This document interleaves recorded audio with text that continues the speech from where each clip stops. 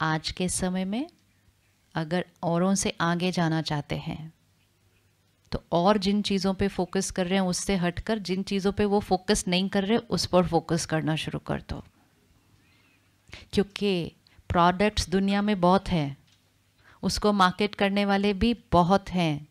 Client क्या ढूंढ रहा है? कॉस्ट भी हम कट करते जा रहे हैं। क्लाइंट क्या ढूंढ रहा है? सपोज आप फ्रूट की मार्केट में जाते हैं, एक के बाद एक के बाद एक 10 दुकानें खुली हुई हैं, 10 के पास सेम फ्रूट है, 10 के पास सेम फ्रूट है, कॉस्ट भी मोर और लेस 5 रुपये आगे पीछे हर जगह सेम है। आप चूज कैसे करेंगे किससे लेना है over a period of time? वो भी तो सेल ही कर रहा है। आप चूज कैसे करेंगे? क्वालिटी भी सबके पास ऑलमोस्ट सेम है। वैसे भी वो एप्पल देख के हमें नहीं पता चलता भाई ये भी ठीक लग रहा है, ये भी ठीक लग रहा है, ये भी ठीक लग रहा है। कौन से वाले को आप परमानेंट बनाएंगे अपना? मैं अच्छे से बात करके आपको चीट भी कर सकती हूँ। कर सकते हैं या नहीं कर सकते? कर सकते हैं ना, कर सकते हैं। मैं आपको अच्छे से बात करके बोल सकती हूँ साहब ये आपके लिए बेस्ट है, आपके लिए बेस्ट है, और कुछ भी दे सकती हूँ। पता चल जाता है। वो क्या पता चल जाता है? आप एक बार एक अच्छे से बात करने वाले के पास जा सकते हैं, आप 2 बार जा सकते हैं, लेकिन फाइनली आप किसको अपना परमानेंट बनाएंगे? ठीक है ना? तो फाइनली कौन वो बनेगा परमानेंट? जो क्लीन है, ऑनेस्ट है, क्रेडिबल है, जो इतनी तक हिम्मत रखता है कि आज आप मेरे से मत लेना। आप कहेंगे नहीं नहीं ठीक है दे दो, कहें नहीं साहब आज ठीक नहीं है, आज आप मेरे से नहीं लो, आप दूसरी दुकान से लो। आप उसके बाद किसी और के पास नहीं जाएंगे। सेल्स के लिए क्या कहते हैं? इंटेलिजेंट कौन? जो किसको क्या देकर बेच कर आ जाए। ये दुनिया की कहावत है कि जो गंजे को कंगी देकर आ जाए, this is cheating, this is down right cheating. हो वो कि अगर सामने वाला वो कंगी लेना भी चाहता हो, उसको कन्विंस करके आओ कि ये आपके लिए नहीं है। ऑथेंटिसिटी उसमें है। एक कंगी नहीं बिकेगी, लेकिन उसके बाद इतनी बिकेंगी, इतनी बिकेंगी जो आपने सोचा भी नहीं था उतनी बिकेंगी, क्योंकि एक बेची नहीं, लेकिन उसके रिटर्न में क्या कमाया? ऑथेंटिसिटी, क्रेडिबिलिटी, सही कर्म। तो ये जो सारे स्लोगन हैं जो हमें रॉन्ग कर्मा की तरफ लेकर जाते हैं, इनको हमें, लेकिन हम डरते हैं मैंने ऐसा किया तो दूसरा वाला मुझसे आगे निकल जाएगा, दूसरा वाला तो ऐसे कर रहा है, तो दूसरा वाला कर्म डाइल्यूट कर रहा है तो मेरा कर्म भी क्या हो जाता है? फिर एक ने दूसरे के कर्म को देखा, दूसरे ने तीसरे को देखा, और कलेक्टिवली हमने अपने कर्मों की एनर्जी को क्या कर दिया? डाउन कर दिया। फिर हम कह रहे हैं मेरे पास सब कुछ है लेकिन खुशी नहीं है, सेहत नहीं है, रिश्ते नहीं हैं, क्योंकि खुशी, सेहत और रिश्ते धन से नहीं आ सकते। धन से इलाज आते हैं, सेहत नहीं आती। वो किससे आएंगे? खुशी, सेहत और अच्छे रिश्ते कहाँ से आएंगे? आय क्लीन होना चाहिए, आय क्लीन होना चाहिए, तभी यहाँ खुशी आएगी। नहीं तो सिर्फ बाहर का आराम खरीद सकते हैं। तो इसलिए अपने काम करने के तरीके को भी हमें बदलना है। किसी को हमने थोड़ा सा कुछ ऐसे बोल दिया, थोड़ा सा घुमा दिया, उसने चीज़ ले ली, हमने कहा मेरा काम हो गया, मेरा टारगेट अचीव हो गया। तो यही तो हो रहा है, टारगेट्स अचीव हो रहे हैं, टारगेट्स अचीव हो रहे हैं, जितने टारगेट रखे थे उससे ज़्यादा अचीव हो रहे हैं, खुशी घट रही है। तो ऐसी सक्सेस थोड़ी है, इसको सक्सेस थोड़ी बोलेंगे। सक्सेस मतलब टारगेट भी अचीव हो, खुशी उससे ज़्यादा बढ़े, सेहत बहुत अच्छी हो, रिश्ते बहुत स्ट्रांग हो, दुनिया खूबसूरत हो, तब तो अपने उस अचीवमेंट को भी इंजॉय करेंगे। आपने टारगेट भी अचीव कर ली, सब कुछ आपको मिल गया, मन ही खुश नहीं है, रिश्ते घर पे अच्छे नहीं है, ऐसे अचीवमेंट का क्या करेंगे? क्या करेंगे? तो लाइफ बैलेंस्ड होनी चाहिए। लाइफ बैलेंस्ड होनी चाहिए। ऐसा नहीं हो सकता जीवन के एक पहलू पे इतना भागे कि बाकी सारे पहलू इग्नोर हो गए और हमने कहा दिस इज सक्सेस। सक्सेस ये नहीं हो सकती है। तो वो वाले स्लोगन को चेंज करना और नया स्लोगन बनाना कि जो खरीदना भी चाहे उसको भी हम दे के नहीं आएंगे अगर हमें लग गया कि ये उसके काम की चीज़ नहीं है। वो कहेगा नहीं दे दो, कोई नहीं, मैं आपको बता रहा हूँ ये आपके काम की चीज़ नहीं है। बिजनेस मीन्स अपने फ़ायदे से पहले सामने वाले का फ़ायदा सोचना। हमने बिजनेस की इक्वेशंस चेंज कर दिए हैं। तो हमारे घर जो धन आया उसमें किसी की असंतुष्टता लगी हुई है, क्योंकि हमने किसके फ़ायदे के बारे में सोचा। हम एक प्रोडक्ट देने जा रहे हैं, चाहे उसकी कॉस्ट कितनी भी हो। हमें कॉस्ट कम करने की ज़रूरत नहीं होती, हमें सिर्फ ऑनेस्टी बढ़ाने की ज़रूरत है। हम compete कॉस्ट पे क्यों करते हैं कि इसने इतना दिया ना, मैं थोड़ा सा कम करके मैं बेच के आ जाऊँ। नो, उस तरह से हमारा बिजनेस क्या होता जा रहा है। अपनी कॉस्ट रखो, जो उसकी वैल्यू है उसको रखो, आपको जितना रखना है रखो, लेकिन उसके बाद 100% ऑनेस्टी, ट्रांसपेरेंसी, क्रेडिबिलिटी। और हो ही नहीं सकता कि वो काम अच्छा न चले, ये हो ही नहीं सकता, ये हो नहीं सकता है।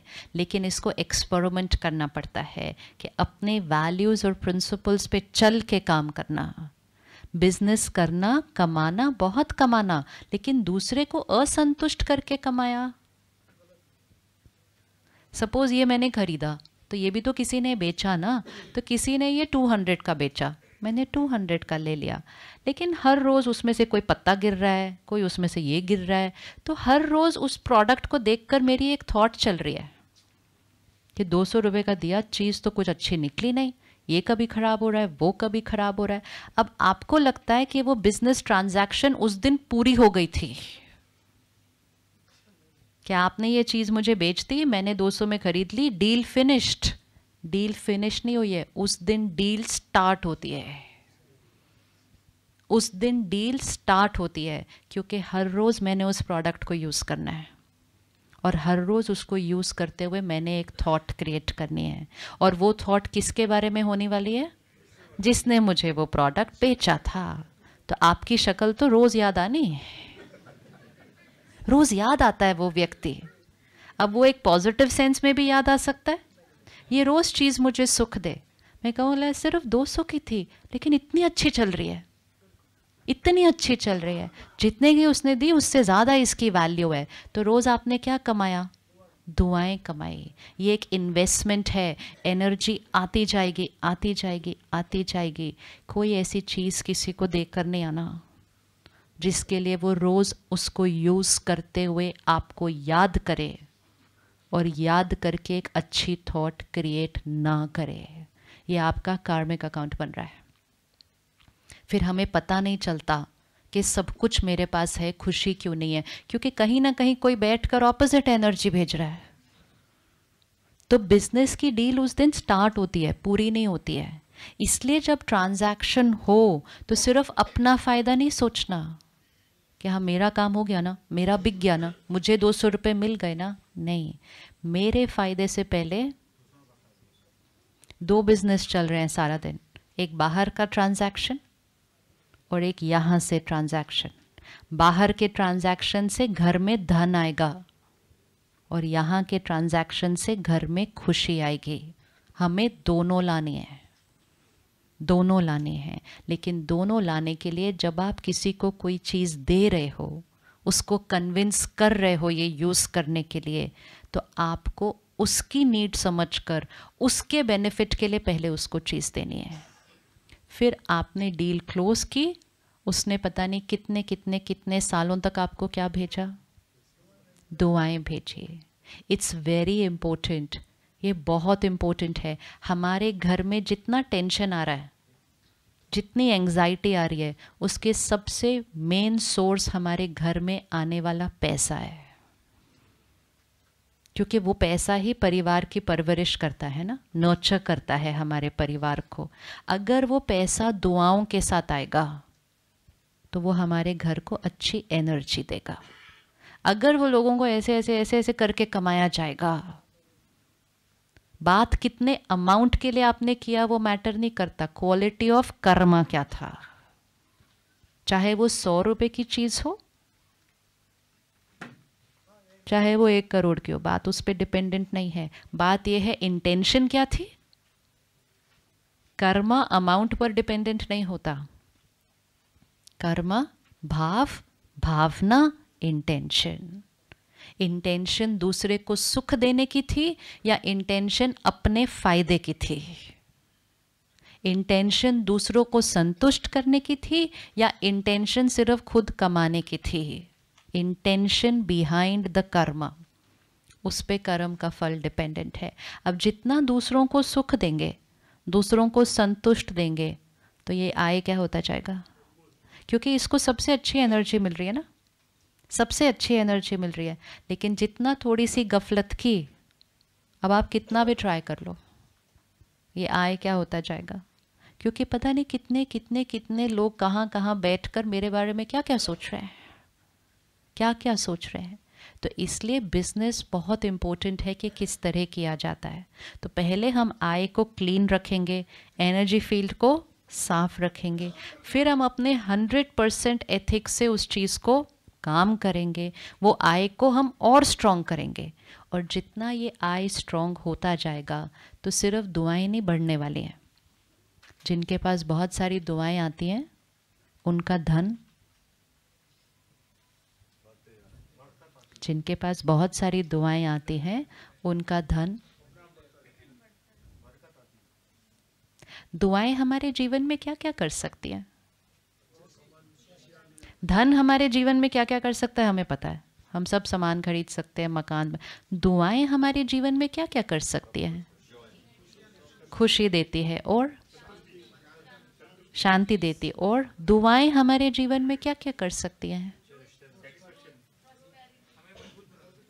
जीवन में अपने या अपने परिवार के जीवन में जब भी कोई बड़ी बात आती है, कोई ऐसी बात आती है जिसमें कोई सल्यूशन दिखाई नहीं दे रहा है, और हम सबका एक्सपीरियंस, दुआएं काम करती हैं। देखा, तो दुआएं काम करती हैं मतलब कि जो नहीं होने वाली थी चीज़ वो भी ठीक हो जाती है। हम कहते हैं मिरेकल हुआ।